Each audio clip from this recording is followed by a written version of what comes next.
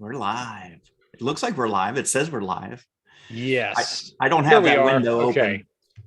Everyone, there's a little bit of a delay between our Zoom call and then YouTube. So hello, everybody. Oops, let me move this around here. All right. So we have, somebody in Orlando. There you go. Oh, good. You know what? If you're in Orlando, you should just come over to the house and just sit behind me and just watch it from here. We could have a block party. Why not?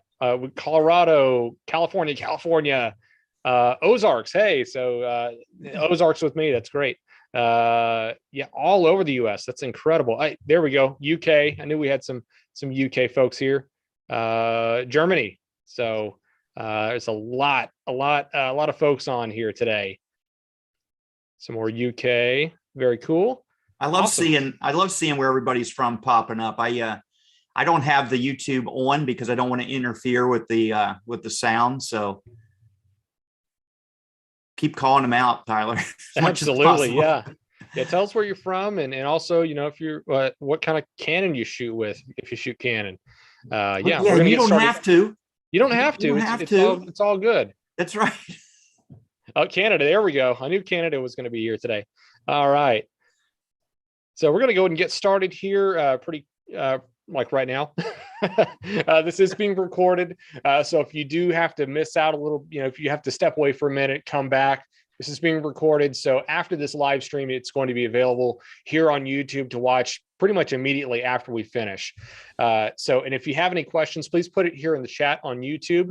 I'm here with Jeff and Carla, Heather and Ryan from Canon. So we're on a Zoom call. So you may see a little watermark or something, but this is being sent to YouTube. So if you have any questions, please put it there in the chat so we can get to those questions at the end of this presentation here. Jeff, I'm going to go ahead and let you take it away from here. I can? Sure. Oh, sorry. One more thing. For those of you, sorry, I'm going to jump in here one more time.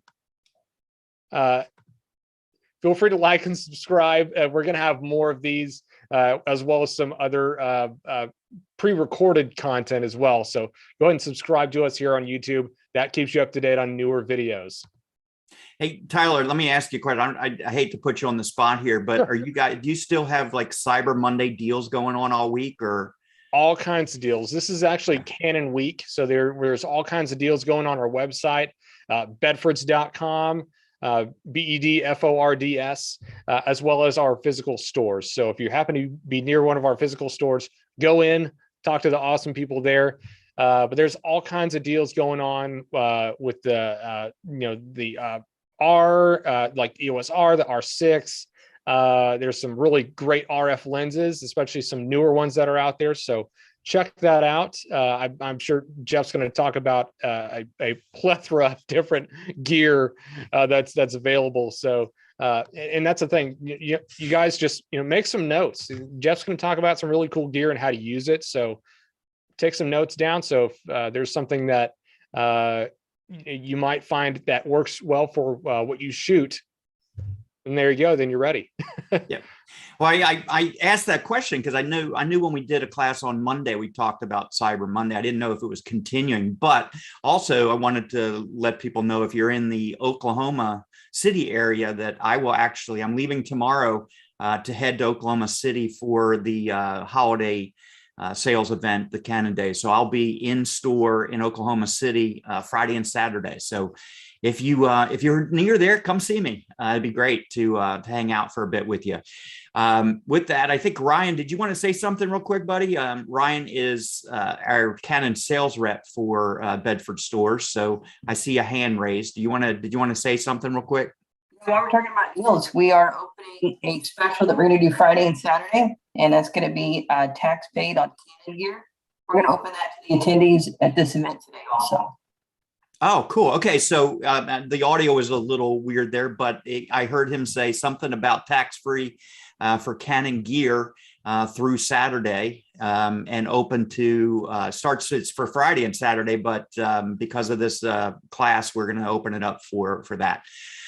So thank you for that. I appreciate it. That's very helpful. So that's pretty cool. So save some taxes. All right, I'm going to share my screen here. We'll get moving, get the show on the road, as they say. I'll go through my process here like I normally do. Play from start. All right. Are we looking good there, Miss Carla? Yes, we are. All right. I am also going to stop my video feed here to help the stream go a little better for the YouTube.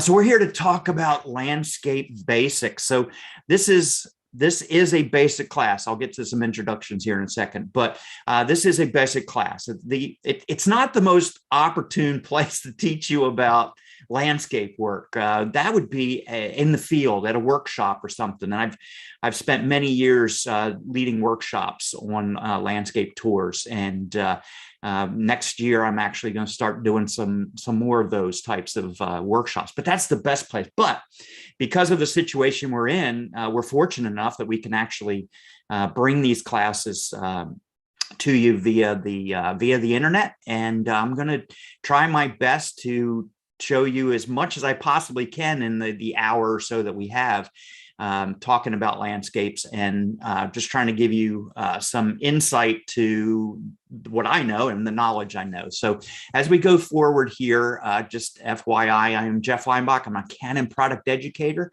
I'm based out of Orlando, Florida, and my territory is kind of the Southeast all the way out to Bedford stores. So a lot of landscapes between me and the Bedford stores. So take advantage of that. But I'm also joined here by Miss Carla Campos. She's also a Canon product educator out of Chicago. And she's going to be here for a very special reason. And I'll tell you that reason in a second. But we also have Heather Kratt with us as well. She's out of Philadelphia, and she's here to answer questions also. We're all three Canon product educators. We also have Ryan on the line and Tyler on the line. So you've got like 5 people here to answer questions for you. So as we go through this class, I'm really bad at multitasking, so I can't go back and forth. So if you've got a question, go ahead and type them into that chat line right there on YouTube, and Carla, Heather, and Ryan and Tyler will answer those questions as they come up. If it's a question specifically for me, just go ahead and type it in there as well. They'll hold that question and ask me after the fact. So again, Carla and Heather are, well, I say that Carla is the person with all the answers, but she's only one of the people with all the answers on the chat line. Also, I am coming to you via one of my Canon cameras. I've got an RP with a 35mm lens set up as my webcam. So Canon realized where this market was going soon, and developed a EOS webcam utility. That's a free download software for PC and Mac users, and it allows you to set your Canon camera up as a webcam. Take advantage of all the features on the cameras, like the shallow depth of field that you get with your lenses and the eye tracking and stuff. So if you want to upgrade or update your what you look like online, hook up your camera and use the EOS webcam utility to do so. Also, there are kits available that'll give you all the hookup peripherals that you need, such as the AC adapter and the proper USB cable to connect your camera right to your computer. So take a look at that. Also, got to give a shout out to Bedfords for having us. Thank you very much. We really appreciate it. Take advantage of those deals and the local resource that you have right there in Arkansas, in Missouri, and Oklahoma. So landscape basics. Again, I'm going to tell you as much as I possibly can without actually showing you out in the field. Typically, I like to start out with, what is a landscape? So a landscape, I just looked it up online because the internet never lies, and I can rely on everything the internet tells me. So I just go to the first definition I come to. And it said, all the visible features of an area of countryside or land. So That's very vague. It goes on from there, but that's kind of vague, in my opinion. That really opens it up to a lot of interpretations. It doesn't tell me how big or small it is. It doesn't tell me if it's all natural or is it man-made. Could it be a combination of both? So it opens up that definition quite a bit into what a landscape is. I will tell you there are some man-made structures in some of these landscapes that you're going to see today, and that's okay. They're part of the landscape.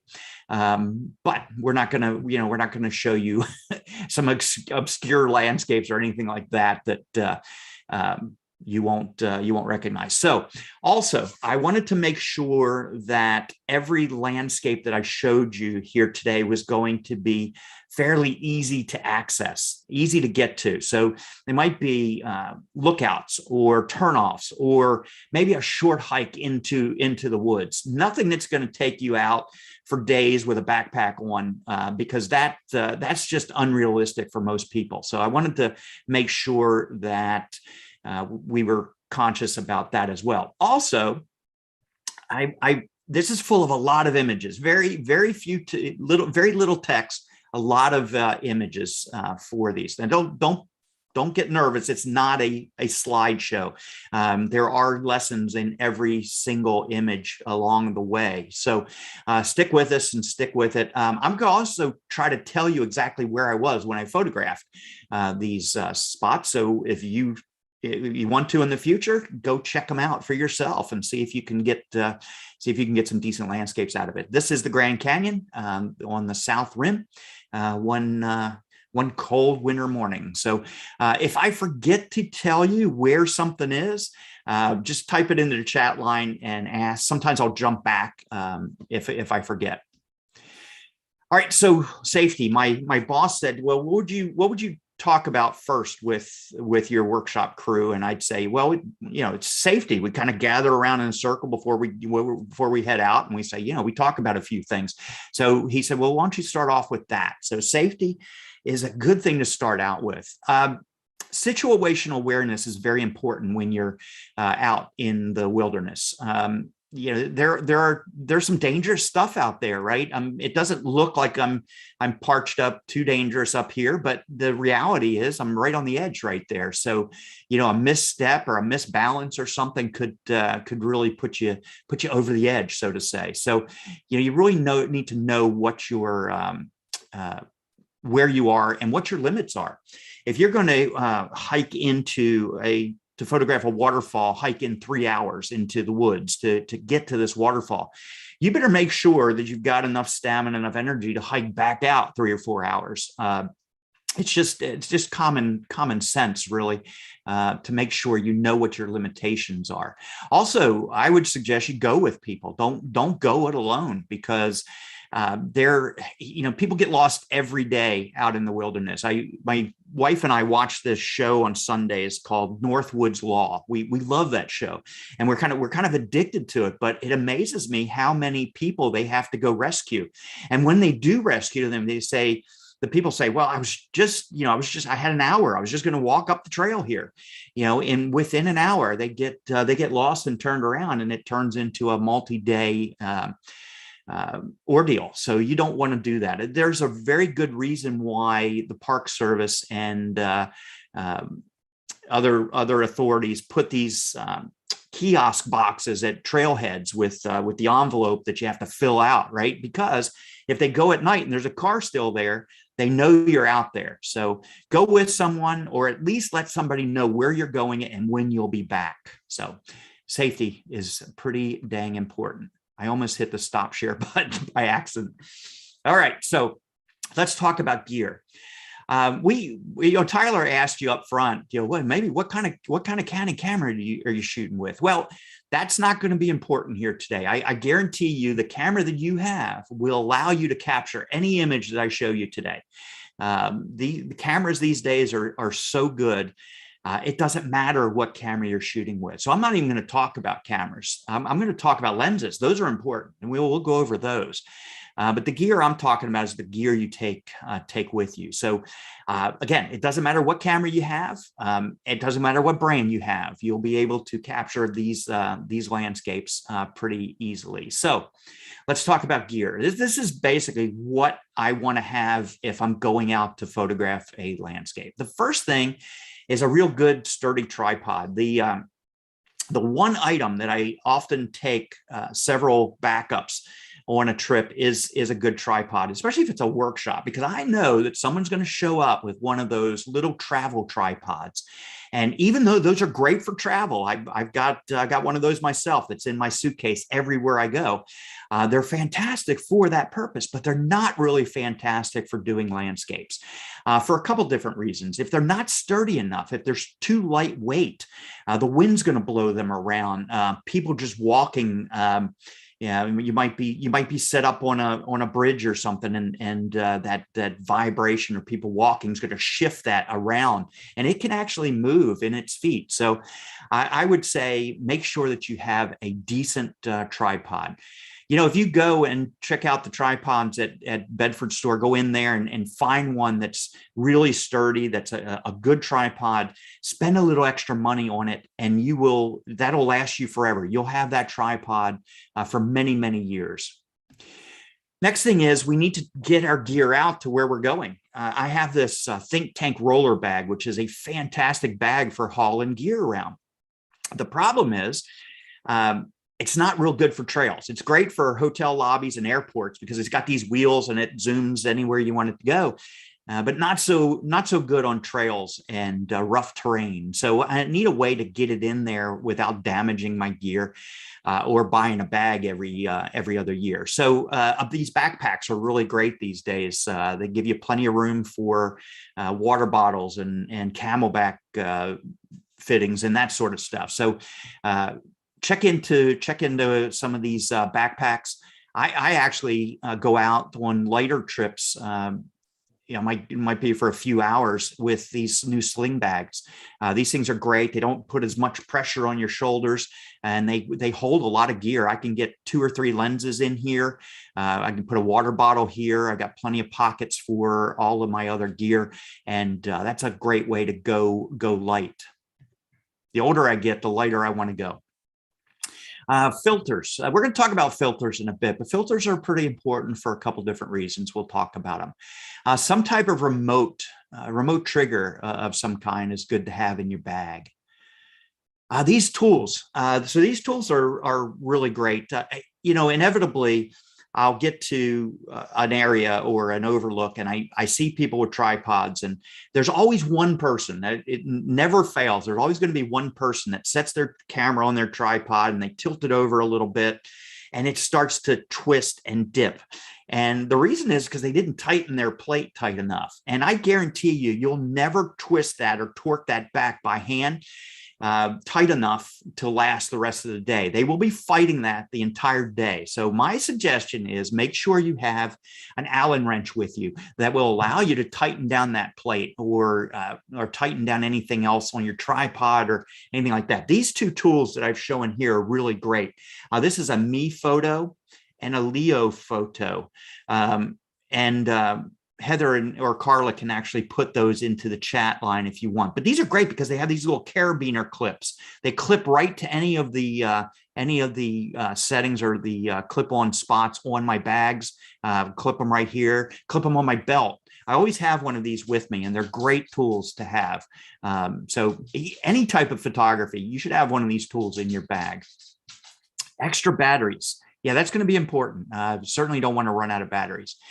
And memory cards. So here's my thing on memory cards. I'm going to give you my 2 cents on memory cards. Murphy's Law plays into the equation when you're talking about memory cards. So if you don't ever want a memory card to go bad, you want that memory card to last forever and work every time you use it, take an extra card with you. I guarantee you the first time you take 1 card and no extras is the time that card will fail on you. So hedge your bets. It's like washing your car if you want it to rain, right? That's what happens. You want it to rain, go wash your car. It's bound to rain.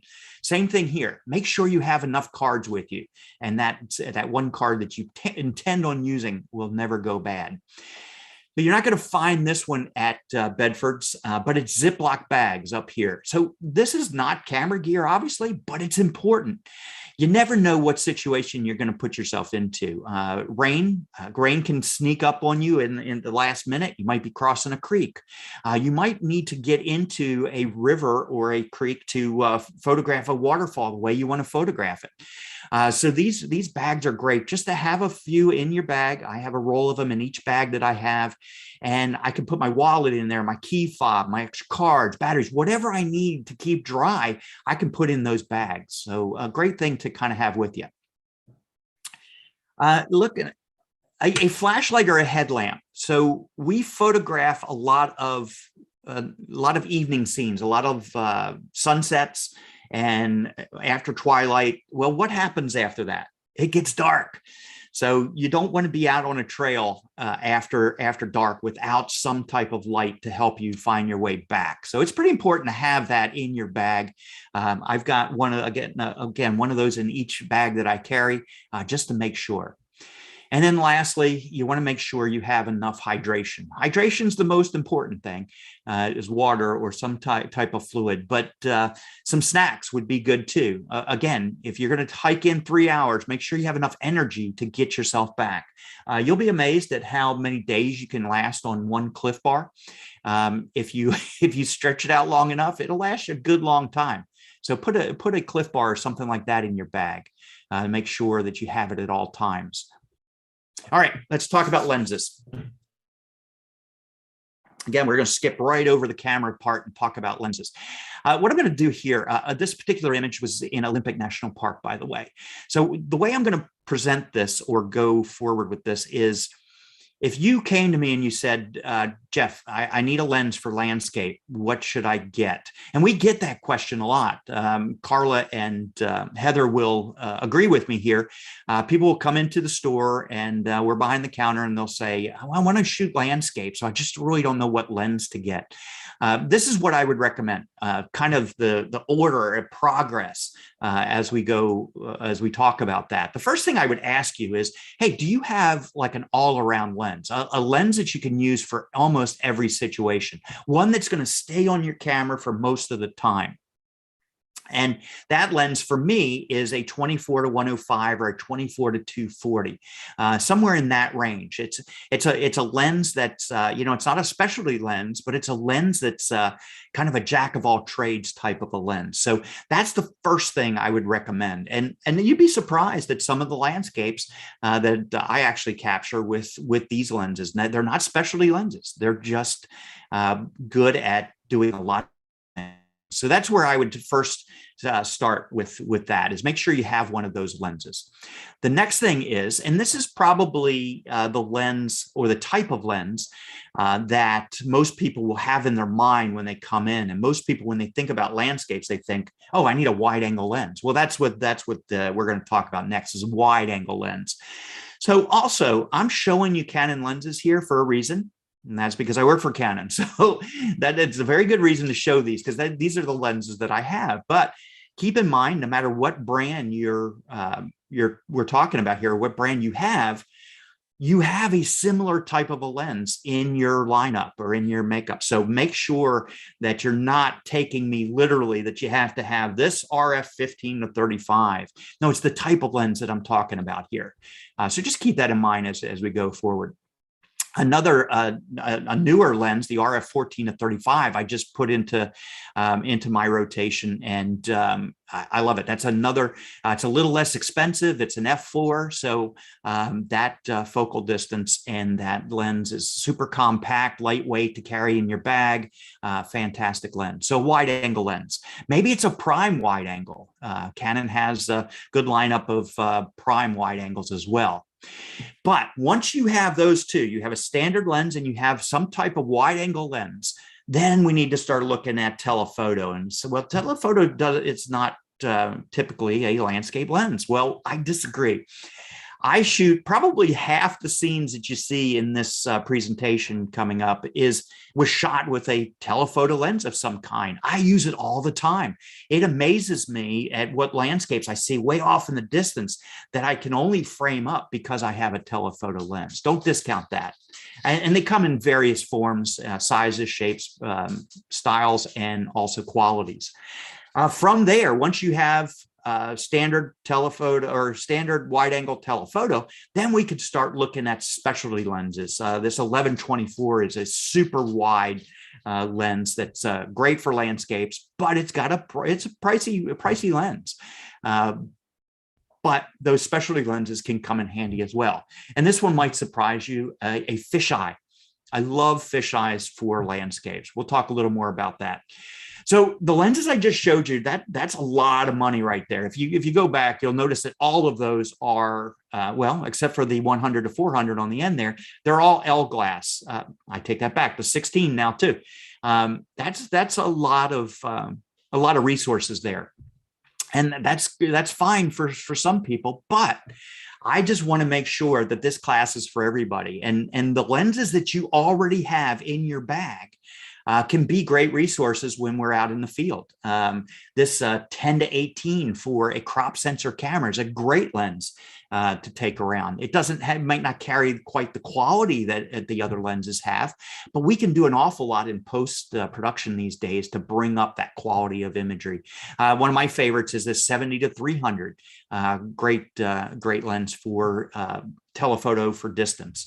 So let's take a look at what some of these lenses can do and why I would choose one over the other. So this is Bryce Canyon. If you've ever been to Bryce Canyon National Park, this is what you see. This is kind of the whole valley right out in front of you. And I wanted to capture the whole valley side to side. So I needed a really wide lens. So I used this 11-24, which is the widest I could possibly get. And it's not just because I wanted the width to be wide. That makes sense, wide width. But I also wanted it to be, and this is not going to make any sense, wide, tall. Okay, because I wanted what was right below me, but I also wanted up in the horizon, and you see the mountains out there. I wanted to see that, and this is actually glow from smoke from a distant fire. So I wanted to capture all that, and with a standard wide-angle lens, I wouldn't get as wide on the interior here, but I also get up in this area, and down in this area would be deleted. So just keep in mind, we're not always, when we talk about a wide angle, sometimes it's because we want the height of it as well. So just keep that in mind. Also, these lenses allow us to get really close to our subject, which is kind of nice. This particular tumbleweed bush right here, I don't know the name of the bush, but that was probably 1.5 feet from me. But because it's such a wide angle lens, I get this whole sweep of this Mesa Arch just north of Moab, Utah. And that was taken again with this 11-24. I love the different type of a feel that you can get, that kind of distorted bow that you got to get from those types of lenses. They're also, wide angle lenses are also really good for kind of distorting the foreground. And then distorting the foreground is probably a bad word, but to accentuate the foreground and to kind of force that into your vision and force that into your view. And then everything else in the background kind of sets back and becomes a little diminished in the background and becomes kind of a supporting subject. But if you want to force the foreground at somebody, use a wide angle lens, in this case of 15-35. Here's another example of that. I'm sorry, that was this is Death Valley. This is Badlands. I'm sorry, I'll get it right. It's right on the tip of my tongue, and I apologize. Badwater. It's the lowest point in the continental United States. So here is an image from Death Valley. Same point here is I wanted to kind of force that foreground, because the image, the thing that struck me was not all of the dunes in the background. It was the way that this texture up front kind of played with the sun. And then of course I like the sweep of the shadow right here, but it was really that texture that caught my eye. And I wanted to show that and make that the main object or subject of the photo itself. And a wide angle lens, the 15-35, allowed me to do that. It just kind of forces that that foreground. They're also great for night photography. This was just recently, just like a few weeks back at Cliff Dwellers in Arizona, and I used the new 14-35 to get the Milky Way and the foreground in there. I also used it here for Upper Antelope Canyon. And this is a handheld shot. You can't take tripods into Upper Antelope Canyon anymore, evidently. And I had to shoot everything by hand. But this particular lens made it real easy to do that. I just basically set it for a 3 exposure bracket and just clicked away, and was able to get some pretty decent images from that 14-35. Here's another example from that Cliff Dwellers, and I use that 14-35 quite a bit because it is very wide as lenses go, but it gives me some options to zoom into the 35 range if I need to as well. So here's a fisheye, and you look at this and you say, well, of course that's a fisheye. Look at that horizon line, and this is Horseshoe Bend, the Colorado River in Page, Arizona. It's just south of the Glen Canyon Dam, and right here the Colorado River makes this perfect horseshoe, and it's a pretty well-known photographic site. It's on a lot of people's bucket list. It's pretty easy to get to, and a lot of people want to shoot it. Used to be a while back with a standard wide angle lens, it really wasn't wide enough to get this whole curve in here. I was finding out that I was cropping about right here and about right here, and that's just too tight for me. I wanted to open it up without doing a pano. Now I could do a pano where I shoot a section here, I shoot a section here, here, and go across and then stitch those together, and that would accomplish a wider thing. But why not take a lens that you already have, and you might already have, that's got a 180-degree view, that's very, very wide, and use it. It's a fisheye. You say, well, I don't want to use a fisheye on that because I don't like that curve. I don't like that distortion at the top. That's okay. You don't have to live with that, because these days in post-production, one click in Lightroom Classic straighten this out for me. Lightroom Classic has an algorithm in it that knows the metadata from the cameras, from the file, and it said, okay, well, Jeff was using the Canon fisheye, so let's go ahead and straighten that out. I know what to do to straighten it out. One click does it for you automatically. Now what I end up with is this ultra wide angle lens that gives me a better result than I would have gotten, and it saved me a lot of time. Again, I want to show you the fisheye because I use it more often than I realize a lot of the time. So I had a family member tell me that the fisheye was one lens that you'll love one time a year. And I thought that's a pretty good explanation for the fisheye, until I started using it, until I started realizing what the benefits of it were. Again, forcing that foreground into you, and moving your body, moving your eye through the frame is really what that lens gives you here. And again, we can straighten things out. There's ways we can set the camera up that we don't get that distortion. We just have to know how to set the lens up and set the camera up. Here's a great example of that. That horizon is straight across. You say, well, that doesn't look like a fisheye. And well, it doesn't. I did not straighten this out. If you keep your camera perfectly level and perfectly horizontal, use those the virtual horizon in the back of your camera on your LCD screen and line that up across the horizon, there won't be any distortion at all with your lens. Where the distortion comes into play is up in the sky here, in the swoop of this tree, or down in the rocks here, where it kind of forces those rocks into that distortion, and it makes an image that's a little more dynamic. It's more lively. This tree is in Dead Horse Point State Park. It is a well photographed tree, but it doesn't curve that much. It doesn't have that much play into it. So a lot of times the images that I see of this tree look a little flat to me. So I wanted to accentuate that tree a little bit, and that by using a fisheye.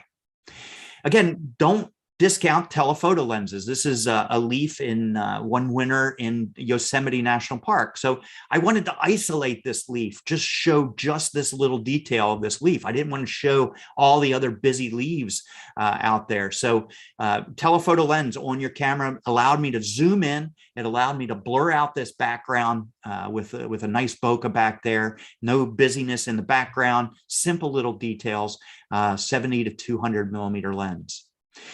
This is in Death Valley, some dunes. Again, I didn't want to complicate the image with a lot of dunes in the background or mountains or the roadway that was up underneath between me and the dunes. I wanted to zoom in and highlight just those dunes and that ripple effect that those dunes are giving there. And the only way I was able to do that was with that telephoto lens.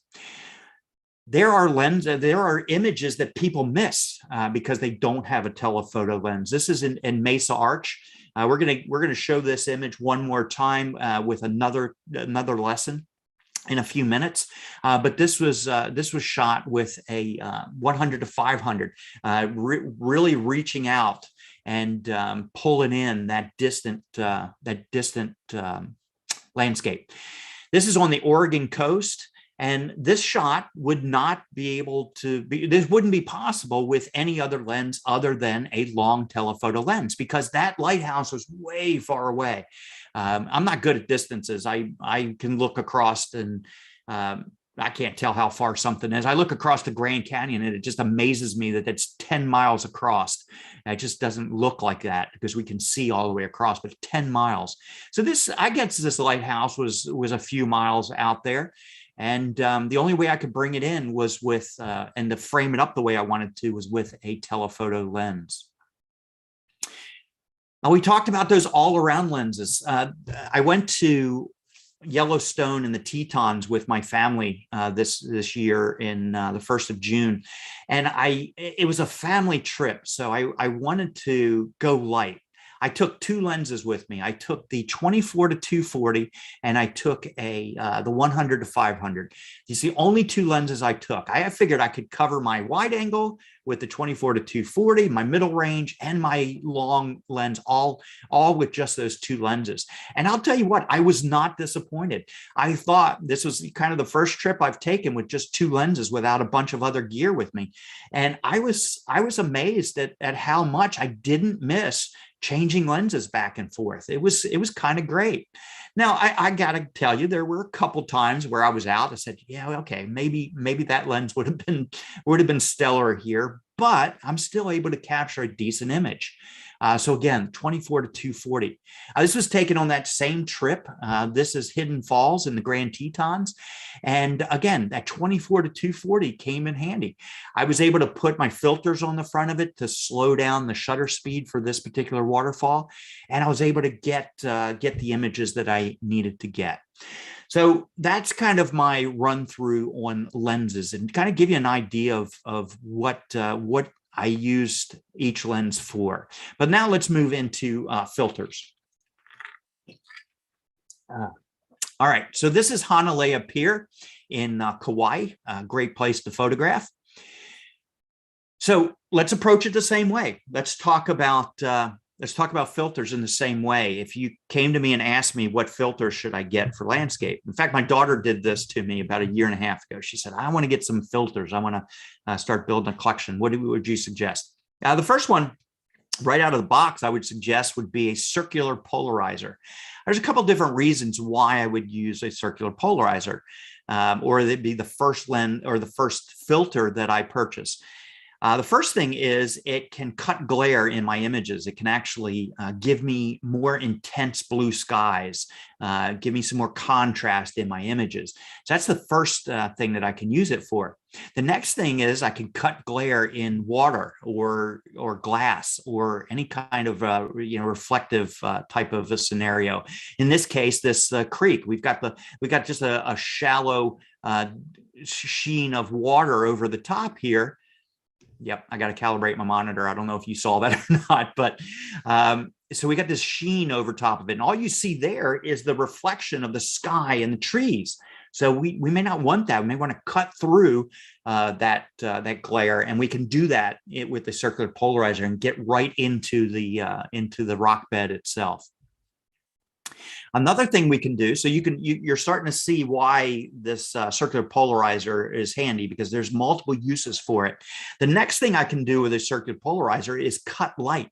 Sometimes if I want to slow down my shutter speed to get the waterfall effect that I want, I need to cut light in some way to get a slower shutter speed. These circular polarizers can stop 2, 3, 4 stops of light. So depending on the brand we get, we can cut light that way, and we can use it as a light cutter as well. The next filter, especially if you want to do waterfalls, would be a variable neutral density filter. And the reason we would put one of these on is to literally cut light. Just like the circular polarizer cuts light, this does it a little bit differently in that we don't diminish any of the glare that we get from it. But the variable neutral density filters are great to have, and they come in all different types. Like we can do 3 to 6 stops, we can do 1 to 3 stops, 1 to 6 stops, 1 to 9 stops. So you can get these in different ranges of stoppages, and we can get them in again, these variable ones. They just screw on the front of your lens, and we can dial it to whatever light stoppage we want. Take it a step further, we can actually start to build a collection of these glass filters, and these especially these graduated neutral density filters. These are the ones on the other side here. That allows us to kind of balance our exposure a little bit. You'll notice that there's a darker top and a clear bottom, and then there's this graduated tone in the middle. Well, we basically just line that graduated tone right up here, right between our foreground and our background, and we can balance that exposure better right in camera. So a lot of times we'll get this blown out sky because the sky is so much brighter. Might even get a white sky up here, but with these graduated neutral densities, we can balance that exposure and get it right in camera and not have to worry about it in post-production. The next one would be one of these 10-stop filters or big stop filters. We can also use our variable neutral density for this if we get one of those ones that goes up to 9 stops. That's this filter here in the middle. That's this big stop or 10-stop filter. And you can't see through it. It basically doesn't allow you to see through it, but it does allow light through. And it allows us to get an image like this under Hanalei Appear, where it's a very long exposure. We'll talk about that in a little bit. We'll talk about how that works in just a few minutes. So let's talk about shooting for a minute. This is another shot from Death Valley. I shoot a lot in Death Valley. It's a fantastic place to photograph. In the wintertime, by the way, don't go in the summertime. Go in January, February, perfect time for Death Valley. So let's talk about mode for a little bit. And the reason I want to talk about mode is because this is a question I get a lot, especially on workshops. Say, hey, what mode are you in? We get the what settings are you in, but we also get the what mode are you in? And I consider 3 things when I'm talking about mode. And I will ask this question right back at you. Consider 3 things. Do you want to control motion in your image? If there's motion in your image and you want to control that motion, such as a waterfall, we want to be on, or I want to be on TV. Now, there are different opinions about this, but this is my opinion and what I would do. Take it for what that's worth. And if you have a better way, perfect, go for it, do it. But this is my way. So I use TV and AV quite a bit. I don't always use manual mode because these cameras are so sophisticated these days that they can outthink me every second of the day, every microsecond of the day. So why not take advantage of that? Why not allow the camera to do its job and do some of the things that you paid for it to do? So I want to be in TV. Why? Because I want to control the motion. If I want to slow down the motion and let the water droplets streak through the image like that, I want a slower shutter speed, and I control it through TV. If I want to freeze the action and freeze all of these water drops going along, I want a faster shutter speed, and I can set that TV. TV is time value or shutter priority. It allows me to set the shutter for the speed or motion that I want to show, and the camera does the rest of the work. I don't have to worry about anything else. Let the camera do its job. The next thing to consider is, do I want to control depth of field? Is there motion in my image? This is just a dirt road, a gravel road somewhere in Wyoming. And do I have motion in my image? Probably not. There might be a little wind here, but that's not my main concern here. Motion is not the concern. Depth of field is. I want to make sure all of this is in focus. My subject's in focus. The tree line's in focus. That's my main concern. That means I want to be in AV mode or aperture priority. That means that I set the aperture, which is going to control my depth of field, and let the camera do the rest. Let the camera choose the shutter speed. If it's a 30-second exposure, what do I care? I'm on a tripod, a good sturdy tripod, as I mentioned, and I don't have any motion to control. I don't care how long that exposure takes. So again, if I want to control my depth of field, aperture priority. The third thing to consider, do you want to overrule the camera? Do you want to do something that the camera doesn't want to do? The camera's going to do its thinking and its calculating, and it's going to come up with a shutter speed. Well, maybe it's a shutter speed or aperture. Maybe I want to control both. Maybe it's a situation where I want to light paint, for instance. This is Thor's Hammer in Bryce National Park and Bryce Canyon. In the middle of the night, nobody around. Let's go light paint it. So we set the camera up and we set the exposure for what we want it to be, because if we let the camera do it, the camera's going to go for this long exposure, and we're going to eventually hit this structure with light. So we want to make sure that we override everything. We want to control the depth of field. We want to control the aperture. We want to control the ISO, everything with that, the timing and everything. So the only time I'm in manual mode is when I want to overrule what the camera might want to tell me. Let's talk about subject for a little bit.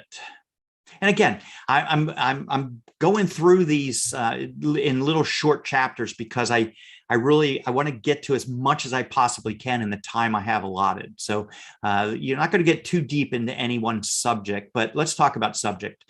This is in upstate New York. It's just a nice rowing house, I should say, in upstate New York. So when we talk about landscapes, and it really goes back to that conversation we had about the lenses, doesn't it? When you come in and you ask about a lens, we pretty much know what everybody's thinking about. They think of wide angle. You know, you want to shoot landscapes, you got to have a wide angle lens, right? And it goes back to that. I'm going to call this the grand view of things. Yet you have to capture the grand view. I mean, you got to get that scene, right? The whole scene makes a beautiful landscape, or can make a beautiful landscape. But don't stop there. Don't miss out on the details, because there's a lot of great details in landscapes that make a very compelling image, or it can tell a story. This is an aspen forest. Do I need to show you the whole aspen forest to make that statement? I don't. The interesting thing is this particular aspen forest, these 3 aspen trees, are right in this grove right here. Just walking up and getting closer, or using a telephoto lens to zoom in on that. So yes, get the grand view, but don't miss the tree for the forest. Okay, make sure you get both. We're going to talk a little more about that as we go forward. So here is Mesa Arch. Oh, that was Grand Tetons, by the way, Grand Tetons. So this is Mesa Arch. And on any given morning at Mesa Arch, you'll find 40 to 50 photographers lined up. Some of them have camped out most of the night to get the grand spot. They want this spot right here. Hey, remember that bush I photographed earlier? Look at the distance between that and how compressed it looked when I used that telephoto lens earlier. That's super wide. Anyway, they want this spot right here because this is the image they're all after.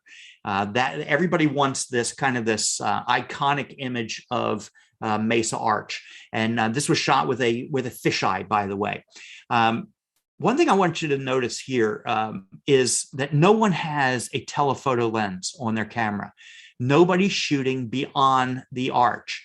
So you do need to get the art. You need to get this image. I mean, everybody has to get this image, but this image is right there. Use a telephoto lens while everyone's waiting for that one image to pop up. It was right there. All you had to do is put a telephoto lens on and zoom in to that area, and you've got another decent photo. Going back here, I want to give you a little trick if you ever get out to Mesa Arch.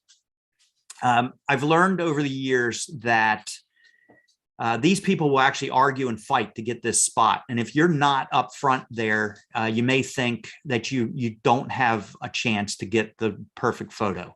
I will tell you, let these people fight it out. Let them click their image. They'll look at the back of their screen. They'll get this. They'll look at the back of their screen and say, I got it. And they'll walk away. This light stays up there longer than you might think. You have time now when a few people start to move out and head to the parking lot. You have time to walk up now, set your tripod up and photograph this. Or it's light enough now, handhold your image, handhold your camera. This was shot with a fisheye lens, handheld. So you have that option as well. All right, there it is right there. So grand view, right? Death Valley. This is the winter time in Death Valley. How can I tell? Because this guy out here, I left him in there for scale. He'd be insane to be out there in any time other than the winter time. People don't come back from that far out in the summertime, but you can in the winter time. There's the grand view shot. Turn around, look around you, take your telephoto lens and scout out some other images that might be just as compelling or just as interesting of an image. This was literally probably a different time, different trip, but the same morning, same type of a morning, and just putting on a telephoto lens. There's other images out there other than the wide angle or the grand view of things. So simplify your images. This is in, okay, this is in Arkansas. There's a state park. Tyler's going to have to help me out on this one. But we did the big shootout there with Bedford's. Devil's Den. What is it? Devil's Den State Park. That's it. Devil's Den State Park. Yes. I got out there super early in the morning and they, the ground was crystallized and this beautiful leaf was right below me. Be careful. I didn't notice it until I got the image back, but I remember almost walking over this and then backing up to actually capture it because you can see my footprint right here. So be careful. Look down. Sometimes there's those images down there that you don't realize. So look down. Don't be looking straight ahead all the time. Here's one of your iconic shots, Yellowstone Falls, right? Take this shot. You've got to do it. It's just like the grand view. You got to take the iconic shot. But when you're done taking the iconic shot, don't forget there's other shots available. Here's the same waterfall from a different angle, different overlook. Work the scene, basically. Here's the same waterfall from, again, a different angle. We're on top of it now where we've compressed it. It doesn't look like it's as tall. Check that out. Get in tight. Make a statement with just this. I shot this because of thirds and triangles and realizing that we have rock, water, and vegetation. So we've got earth right there in one image. So some of those detail shots can be pretty interesting and tell a different story. Talk about long exposure. Now I can't tell you everything I know about long exposure. So let me give you as much as I can. As much as I can once I get my throat undry here. Okay. So these are just pylons in some lake somewhere. So long exposure can be used in a lot of different ways. It's just not for waterfalls, basically. And we'll talk a little bit about that. So what are we talking about when we're talking about long exposure? We're talking about motion, time, controlling motion, right? So again, I'm in TV mode because of that motion we talked about earlier. In this case, this is in just a creek somewhere in the Sierra Nevadas. I wanted to freeze the water droplets. So if I freeze those, want to freeze those, I want a faster shutter speed. So faster shutter speed means more detail. We're freezing action, 1/10 of a second in this case. Here's a 1/4 of a second where I got a little bit of blurriness going through here, but I'm still freezing a few spots here. It's a little faster, 1/4 of a second. Now, you say, well, what's kind of the formula? There is no formula, I can tell you, because every bit of water is flowing at a different rate. So I can't tell you to go set your camera up at 1/4 of a second, you'll get this result, because that doesn't hold true for every single waterfall situation. So my suggestion is to go to 1/4, 1/6 of a 1/8 of a second, try it out, but then shoot multiples, go faster, go slower. And then you'll come across, after 5, 6, 7, maybe 10 shots, you'll come across one that says, that's the feel I want in my water. And that's the way it works. I can set my camera up, shoot this, come back in an hour, and the water flows different now. The water's faster, the water's slower. And that's going to make a difference. I won't get the same result from the same shutter speed. Waterfalls that are longer will actually not freeze as well, because just that sheer drop, that gravity is pulling that water faster. 1/8 of a second here. This is, I never pronounce it right.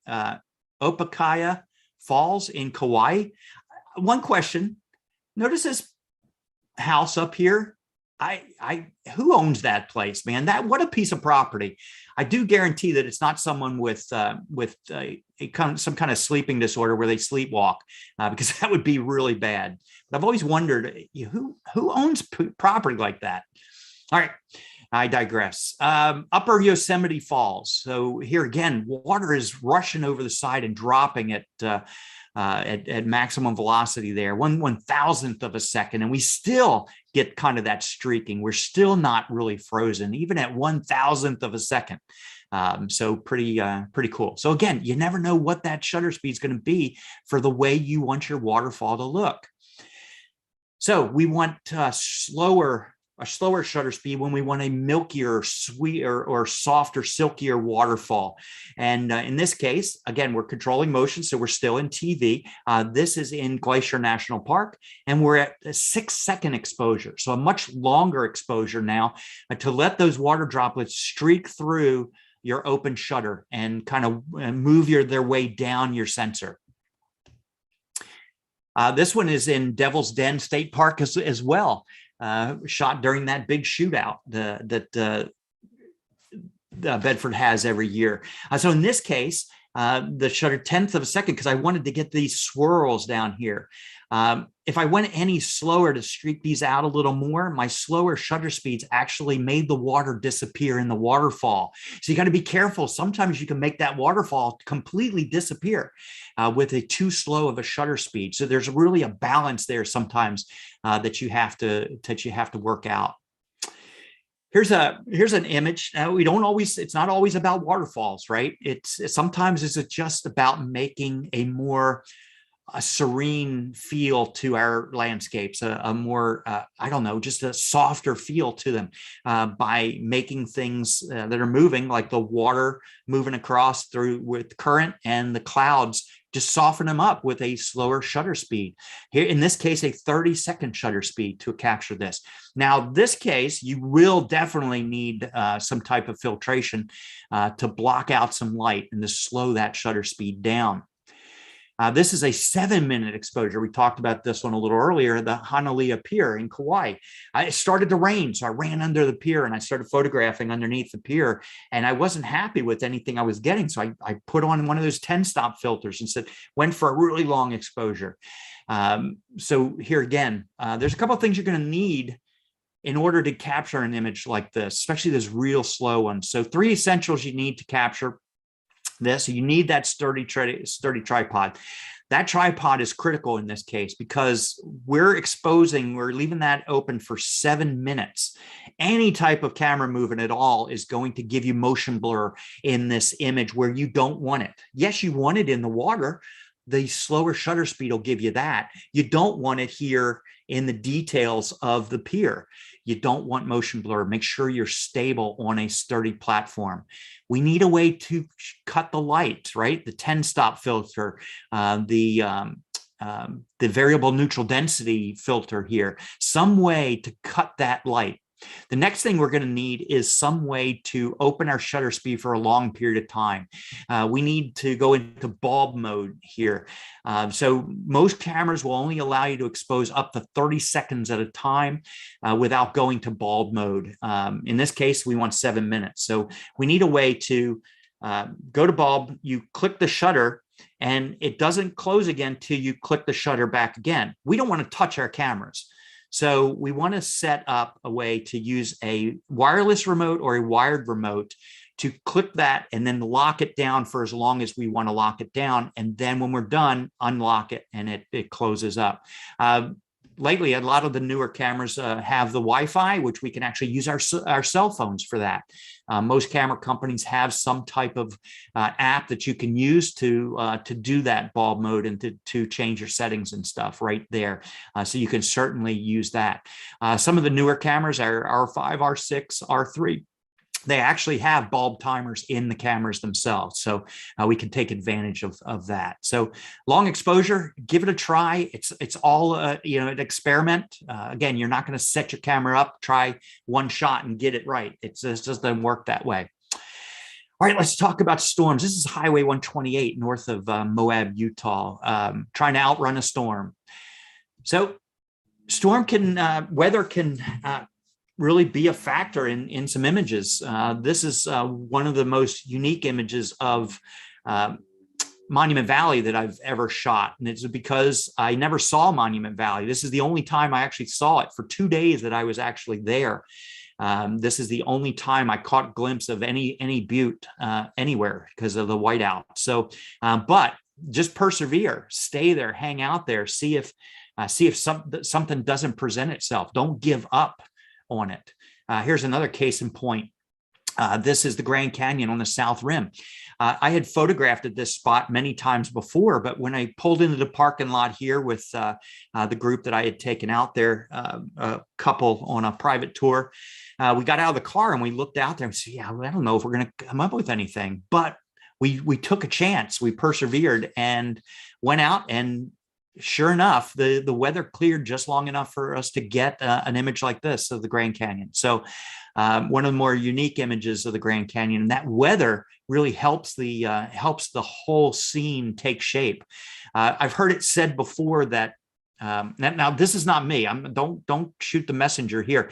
But I've heard this several times that Ansel Adams wasn't necessarily a landscape photographer. He was a weather photographer that happened to take adverse weather in grand landscapes. I thought that was pretty interesting statement. I don't know if it's true. I don't know if he's ever said that himself, but several people have said that to me over the years. This is Rainbow Falls in upstate New York, not far from Lake Placid. And this is a great landscape, but it was raining. If I was afraid to get out of my car, walk out on the bridge, the overlook here to photograph it, if I was afraid to get wet myself or get my camera gear wet, I would have never captured this, and I would have missed a golden opportunity to capture this image. Don't be afraid to get your camera gear a little wet, and don't be afraid to get yourself wet. Let's talk about some time of the day, time of year, that sort of thing. People will tell you the best time to photograph landscapes is in the morning and the afternoon. I agree. This is in Yosemite Valley. This is in Niagara Falls, just out for a walk on a foggy, cold morning. This is in the Grand Tetons. So the morning is great. We have long shadows in the morning. We have a certain type of light that's really quite nice during the morning. This is one of my workshop crews heading out in Death Valley. Again, it's wintertime. Notice everybody's got jackets on, but we get these nice long shadows in the morning time, and this bluish, cool light a lot of times in the morning. We get lake effect, and we get the fog and steam and that sort of thing in the morning that can make a really nice scene. I got to tell you, some of my favorite times have been out where I get up in the morning super early. It's cold, it's freezing, it's dark. I go set up my tripod. I'm freezing because I'm a Florida boy and I can't handle the cold. And I get out and I'm waiting. And all of a sudden I see the sun kind of streak and come across the playa or the plane. And I see it, it's heading for my subject. And any minute now, my subject's going to light up. And then it does. And I just start clicking and clicking and clicking. And I'm getting these great warm images because of the light. And then I realize, hey, I'm not as cold anymore. And those are great mornings and great moments. But they say that you can't photograph landscapes in the afternoon or midday. I say find something else to photograph. This is in the Narrows in Zion National Park, and light doesn't come into this canyon until later in the day. Maybe you go find something else. You start shooting details during the day. Maybe you slot canyons. Again, these canyons don't get light till midday. How do we know it's midday? Because this streak of light is coming straight down. This is about a 1 o'clock in the afternoon streak, right? That's when the light is actually going to enter these canyons and make something spectacular out of it. Trick here, if you want to get these streaks in a canyon, you don't necessarily see them right away because the light needs something to reflect off of. So what you do is you take again, don't kill the messenger here. I'm going to tell you to do something that most people would tell you not to. You're going to take a handful of sand and you're going to throw it up in the air into the light beam. Now the light has something to reflect off of. There's sand crystals that as they fall and that dust that's created, now you have something to reflect off of. And that's how you get these beams of light. And yes, you can clean your camera later. Don't throw it up in your camera or over your camera, for heaven's sake. Don't do that, but you can certainly throw up some dust and it's not going to hurt your camera. Clean your camera when you're done. Midday, again, these canyons are great to photograph. This is up Zion National Park in the Narrows, one of the most fantastic hikes you'll ever have. The trail is the river. It's the Virgin River running through the canyon. Fantastic place to photograph and to hike. One of my family's favorites. So in this case, again, you've got these steep canyon walls. The light doesn't penetrate or doesn't get up to get into the canyon till later. It's certainly not going to hit this wall till much later in the day. Sometimes during the day, this is in Banff National Park, and you get this atmospheric condition that happens during the day. You get this kind of glare that's a little strange and can make for an interesting image. Let's talk about afternoons and why we would photograph in an afternoon. This is Monument Valley. So two things you're going to notice here in this particular image. You're going to notice warm light. Okay, we get that in the afternoon. We're also going to get long shadows in the afternoon. So the sun, when it's lower into the horizon, has a lot more of our atmosphere to cut across. It's almost exponentially from when the sun was overhead. And as it's cutting through that atmosphere, it's picking up different colors and it's changing as it hits your subject. So again, warm light, long shadows in the afternoon. Here's Death Valley again, long shadows, warm light. Here's a place. This is Second Beach in Olympic National Park, and it's got a little hole in the rock where you can capture a sunset maybe. So look for those little details in these images that can make a nice composition. This is in Hawaii, and it's just basically a cow field, cow pasture, but this tree out in the middle of it was lit up by the afternoon sun, and I pulled over. I said, I have to capture that light hitting that tree. Here's again, warm light, long shadows. Warm light in this case. This is Delicate Arch. I'm sorry, that's Delicate Arch. This is Mormon Row in the Tetons. Again, just that warm light can make for an interesting image. Don't run away once the sun goes down. A lot of times there's some really interesting color scenarios right after twilight, right after sun goes down, the light changes drastically. So here at Golden Gate Bridge in San Francisco, that light in the background is pretty interesting. Here's just after the sun goes down in a moonshot with a tree. I don't know where it is. It's somewhere. This is Niagara Falls. Again, there's a landscape have to be all natural? Can it have man-made subjects in it? I think so. This is pretty man-made light on that waterfall, but it still makes an interesting landscape. Nighttime's a great great time to shoot. Great thing about nighttime landscapes now is it's becoming more and more popular when people realize what their cameras can do these days. Years ago, it was a little more of a challenge because our cameras didn't perform very well at night. But these days, these cameras are fantastic with higher ISOs and different settings that we can accomplish a lot more than we used to. This is somewhere out in the middle of Nevada. And yeah, I told you I wouldn't give you any images that you had to hike a long way to. You can find an image like this anywhere on the side of the road in this the part of the country. And I will tell you right up front, I'll be perfectly honest with you, this is a multiple exposure. I set an exposure for the tree, and then I set an exposure for the moon, and I shot him instantaneous, one right after the other with a bracket. So I did that on purpose because this is what I saw. This is what my eye captured. My camera is not capable of capturing that type of dynamic range. I don't know that many cameras can do that. I don't know of any camera actually that can get this type of dynamic range, but that's the image that I needed to show because that's what I saw. So I allowed the camera to use the tools that it has to allow me to do that. And then I put them together in Photoshop. So that moon was there with that tree, microseconds between each other, those two shots. The moon burst over the Tetons. Here's the Golden Gate Bridge. Again, man-made subjects, man-made out here, all the lights. Doesn't matter. We've got the coastline here. Interesting. So take advantage of some of those lights. And I specifically, excuse me, liked how the lights were playing along this shoreline here is why I took that particular image.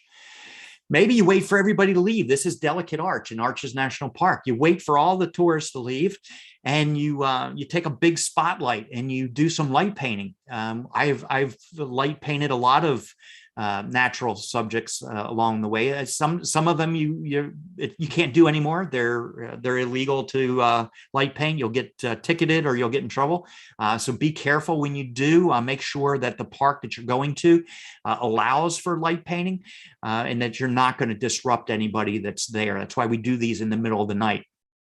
But we can do that sometimes. Let's talk about reflections. Reflections can be pretty powerful in landscapes. Take advantage of those lakes, streams, creeks, puddles. This particular one it's called the Courthouse in Arches National Park. And this is a puddle. It's really just a little puddle. This is a puddle in Sedona. And again, using that puddle as a reflective base to make a more dynamic image. Here's some more from Arches. It's hard to get water in some of these areas, especially in the desert. It's only going to rain here a couple times a year. I have been fortunate enough to be there after a rain and photograph some of these naturally, but sometimes maybe you make your own puddle, right? You take some of your water and you make your own puddle, and you get down on your belly and have fun photographing these reflections. Yes, you do need to get down low. The cameras today have these flip out screens that make it a little easier. We don't have to get on our bellies as much anymore. We can just kneel under the ground and shoot that way. Black and whites. I love black and white landscapes. Sometimes an image, you'll look at an image and you'll say, in color, that just doesn't look very, there's something not quite right about that image. And in this particular image from Yosemite one winter, I looked at it and I don't like it much, but I changed it to black and white, and all of a sudden it changed, and I kind of liked it after that. So if you're not happy with the image it got in color, try it as black and white. It changes, and things might improve. This is now an Airbnb actually in Cisco, Utah. This is an old post office. It was actually in service into the mid 1990s. It was actually an operating post office. Now someone has taken it over and turned it into an Airbnb, so you can actually stay here at night. Yeah, it was pretty ratty when I was there. This is Sunglow Pier in Daytona Beach, and just a long exposure to get this, the soft water and the soft clouds. But again, it wasn't very compelling as a color photograph. Much better as a black and white. Anytime you can photograph mountains, this being Half Dome in Yosemite, mountains love black and white. Trust me. I think it's going to get a little strange here, but it's getting late in the presentation. If you called out to Half Dome and you said, color black and white, it would call back black and white. It would probably just echo back. But anyway, this is the racetrack in Death Valley. And again, this isn't far off from a color photo. There's not a whole lot of color there to begin with. So why not just go ahead and make it full black and white and get that contrast and that shadow and light working for you? We're rolling toward the end here. So let's talk about editing for a little bit. Obviously, I can't edit. This is in Lexington, Kentucky. So I don't have time to do a full edit. I will tell you, when I look at people's images and they ask me for advice in editing, these are some of the things I give them. First off, I either edit in Canon Digital Professional Pro that comes with your camera, or Adobe Lightroom Classic. I've got a long history with Adobe, so I tend to use that. But here's the thing. Add contrast. That's one thing I notice about a lot of people's images is they kind of tend to look flat. And the first thing I'll say is, hey, let's add a little contrast. Hit it with a little contrast, see what happens. That's usually the first step. Also, add some sharpening to it. I tell you, that will help in any case. But don't overdo it. You'll notice there's a fine line between this image and that particular one. I see a lot of people overdoing it, and for good reason. I overdo it myself quite often, and because I'm looking at it on screen thinking, it was so much more dynamic when I was there because all those other senses played into it. You felt where you were, you heard where you were, you tasted where you were, you smelled where you were. All of those you don't get when you're in front of the computer screen. So you tend to overdo it. So if you feel like you might overdo it, wait till the next day, come back, and I guarantee you'll come back off of it a little bit. I do that often. Panos make for great, or landscapes make for great panos. In the presentation, try panos. Sometimes an image like this of the Golden Gate Bridge with Alcatraz and the Farallon Islands back here, all of this, if in the regular format, would be all sky and all of water here. And it really lends itself to this great pano. Delicate arch here again, a pano in the afternoon, warm light, long shadows can lead into a nice pano. Mesa arch, again, try something different. Try something somebody else hasn't tried before. I don't see many panos of Mesa arch. Give it a try. Remember, we showed this image before and you saw the whole image. Maybe you just crop it down to just the important essentials, right? This is it's called Morant's Curve in Banff National Park. And it's a great, perfect, just like the horseshoe bend, it makes a perfect horseshoe in the train track here. It's a great place to photograph. You need a super wide angle lens for this, especially if you want to catch a train in it. You want one shot instead of doing a pano. Also, here's the Mormon Row again, some old barn there, and it just lends itself to panoramas. So give it a try. Let's talk about print and sharing. This is some horse farm in Kentucky. So make prints. I love prints. I love prints so much. I have a file right here. I'm tapping on it, a flat file. I think every drawer is full of prints. I absolutely enjoy it. It's an art form. It's definitely something that takes some practice and some getting used to. But once you start making prints of your work, you'll fall in love with it. Give them away as gifts. I often will send them off. If you don't know of a gallery, create one at your house. People come over and let them enjoy your images and other people's images. Make a gallery at your house. if you're not sure to where to get prints, call Bedford's. Each one of their Bedford stores has a lab. They can help you out with prints. Give it a try. You'll be amazed at how much better your images are going to be from, say, the screen, your computer screen or your telephone, to a big print. You'll be amazed at how that image comes alive.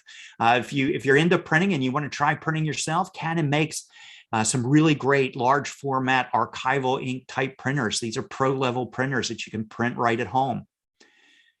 Share your images on social media. This is a great way for you to not only share your images, but to get ideas for images. I look at other people's images to find out how they're shooting things and where they're shooting things and how they're framing things up.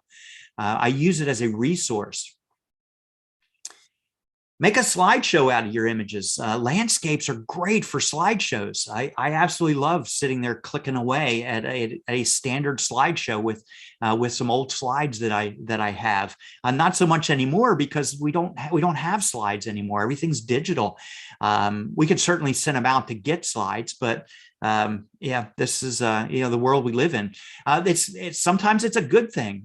Maybe we can take those images and add music to our images and make an artistic slideshow that way.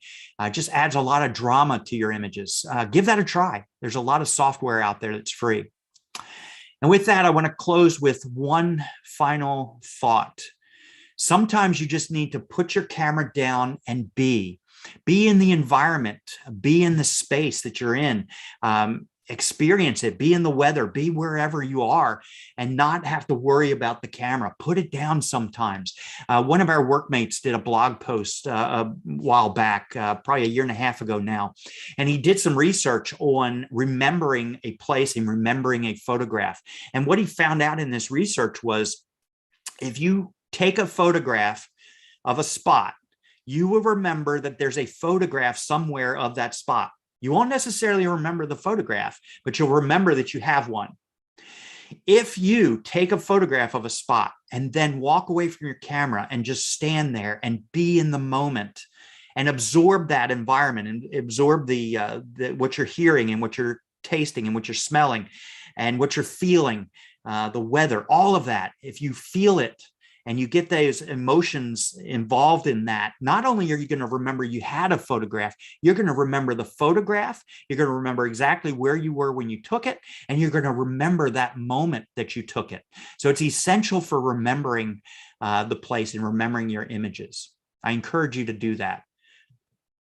And with that, I'm going to stop. Now it's your turn to go out and make some great landscape images. If you do, please share them with me on Instagram. I would love to get word from you guys. Just if you've got some images you want to share with me, I'd be glad to look at them. Just send me a quick note on Instagram in one of the message areas there, and I'd be glad to look at your images. I love looking at those. So JL Photographic. I'm going to take a screen cap myself real quick. And with that, I'm going to stop sharing my screen. And the first person I'm going to go to is Miss Carla. And I'm going to ask Miss Carla, I'm going to go back on my screen here, assuming my camera's still on. It is. I just got to get it jump started again there. Carla, how do we do on questions? We had quite a few questions. There was a few that we did want to ask you specifically. There was one.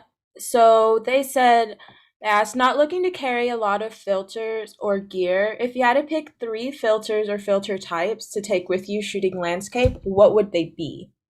Great question, right? So I'd start with that circular polarizer, a variable neutral density filter.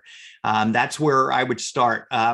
And if those two screw on the end, you might try taking one piece of glass, and that would be a variable neutral density filter. Those you don't necessarily need the holder. There's a holder that goes in front, screws onto your lens. You can get the holder. I usually use the holder and I'll put it in, but if I want to pack light, I may not take the holder. I may just hold that up with my finger and actually like this, right in front of my lens, just long enough to take the image. And I'll do that once in a while if I want to pack light. So again, circular polarizer, variable neutral density, and then a graduated neutral density. My suggestion would be a hard graduation, though. They come in hard, soft, and the softer ones sometimes they'll bleed too much. So the harder ones are typically where I want to be. That's a great question. All right. The next question was for, all right, I'm going to Joshua Tree at the end of January. Any suggestions for lenses to use? I would definitely want to take a really wide angle lens for that, because especially if you're going to be able to take some night shots out there, get like a really low angle where you see the trees and you get make sure you can get separation between the trees in the sky and in the background. And a wide angle lens down low will kind of give you that. If you go with a longer lens in that scenario, you may find some trees and some landscapes that you can kind of compose out in the distance. That might be a possibility as well. But you want to be careful with those trees to get enough separation between the background and that tree. And if you get a low angle, sometimes you can get the horizon line to cut at about the third of the tree, and then the rest of the tree goes into the sky, and you get that separation, if that makes sense. Do you notice that the tree that I had with the moon, I got kind of a lower angle where I brought that horizon line from up on the tree where it interfered with the tree down low. So most of the tree was up in the sky and had that separation. All right, thank you, Jeff. Final question that I see is the picture of the Milky Way that you had, was that just a single image? Yes. Yes, it was. So what I did there was I exposed for 30 seconds. Set my camera up, exposed for 30 seconds, let the Milky Way do its work. And during that 30 seconds, I had a headlamp, and with that headlamp, I just popped it on and popped it off on that structure, that building there, those ruins, and just to give it just a little tiny pop of light during that time. And of course, I didn't do it. I didn't take one shot, so a lot of times you'll get too little light or too much light, and you'll have to do it again. You'll realize real fast, oh, I way overexposed that because of just the light on too much. So a lot of times, sometimes I'll even hold my hand down in front of it and kind of hit it, so it kind of reflects and bounces up, and I don't get as much light on it. But it's all one exposure. Awesome, thank you. All right, we've got a few questions that just came in. So we sort of ask, can you walk us through what goes into taking a pano shot and stitching it together? Sure, absolutely. Tell you what, this is what I'm going to do. I'm going to grab my camera real quick. Hang tight. Oh, you know what? I can grab this one. Film camera. So when I do those panos, there's all kinds of devices and things that you could go to get it to rotate on the nodal point and that kind of thing. And there's a whole science behind it. And you don't necessarily need to go through all that unless you're really serious about your panos. But typically I will hold the I will hold the camera vertically and take vertical sections, and I will overlap about, I'm not too careful, but I'll overlap 30% or so. And obviously the more overlap you get, the better the stitch is going to be. So I'll take 1, 2, and if I'm here, I'll do 1, 2, 3, 4, 5. And I'm not just rotating the camera. I'm trying to move it kind of in a little bit of an arc. Okay. And if I'll either move it like that, or I'll turn my feet, actually. So I'll go here, turn my feet, turn my feet, turn my feet. And that's going to give you a better lineup because of the lens distortion and stuff. So, and the reason I do it this way is because when you stitch it together, you're going to have croppy or jagged edges, okay? Because one's going to stitch higher than another, and then it's going to work like this, and you're going to want to be able to crop that off and not have to retouch any of that in. So that's why I always shoot my panos vertically. So 1, 2, 3, 4, 5. Take those into Lightroom or Photoshop. They both do it. There's other software that does it. You gather those together and just do the auto stitching, and it will automatically not only stitch them together according to the subjects in them, but it will also balance out your exposures as you go forward and make that a smooth transition. It's an amazing thing what you can do with the stitching software that we have now. I hope that helped. It's kind of quick explanation for it, but that's be my best advice.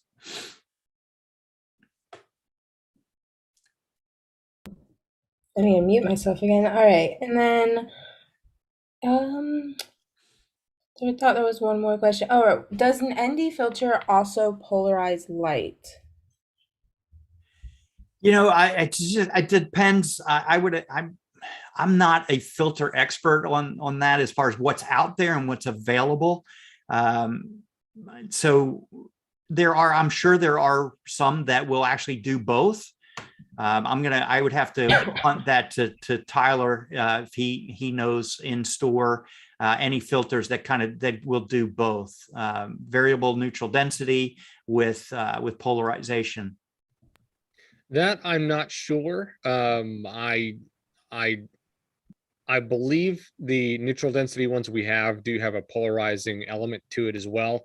Okay. I haven't looked into that myself. I've either used either or. Yeah, so likewise. I don't know.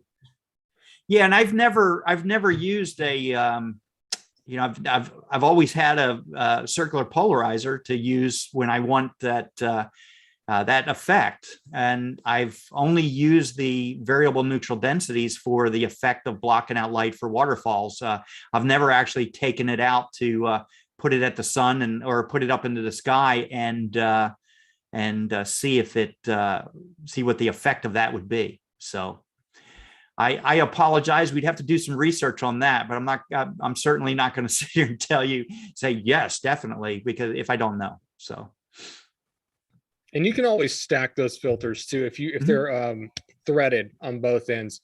You might experiment with that as well. One thing, a trick that I'll use also is I'll buy a filter that's bigger than most of my lenses as far as the thread type, and then I'll get step down rings to do that. So it'll help me alleviate some vignetting and stuff that I might get from that. And if you're going to stack lenses like that, that would be my recommendation. As well, to get bigger lenses than the size of your camera or your size of your lens thread, and then use those stepping rings to get you to the right ring size or thread size, I should say. And I want to remind everybody before we get off here, sales tax is paid for any orders that attendees want to place on here through bedfords.com or through the stores. So use Canon tax if you're doing anything on the website, and that is good through the late evening on Saturday. So if there's any gear that Jeff talked about, I know he had some good descriptions of what lenses he was were being used at the time. Certainly write those down in your notes. Watch this again. This is being recorded, so it will be on YouTube for a playback later. And like and subscribe so that way you can keep up to other videos. But yeah, this is a great time to take advantage of getting new gear. Feel free to contact us. We'd be glad to guide you in the right direction. I know this was an excellent guide. Jeff, you did an incredible job. Thank you.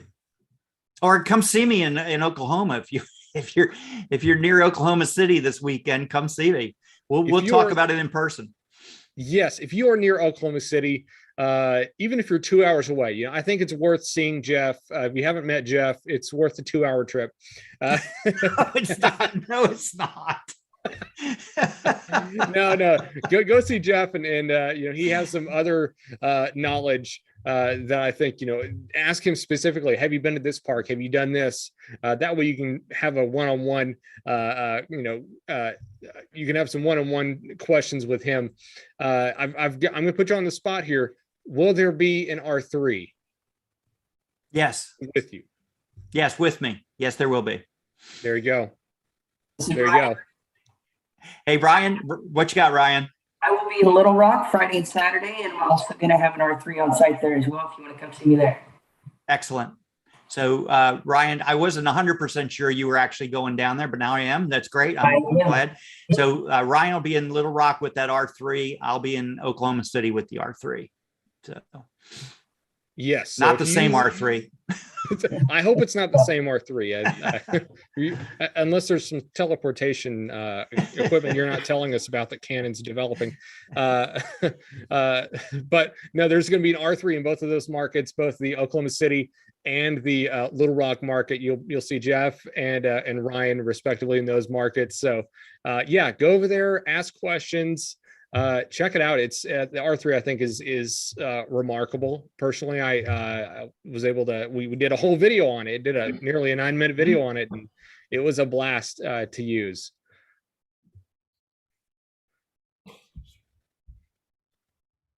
Carla, are there any other questions? I just want to make sure we got everything. Nope, not that I can see that came through. It's all good. All right. Well, all right. We'll let everybody go on with their day. Jeff, I'll let you end us, finish this out here.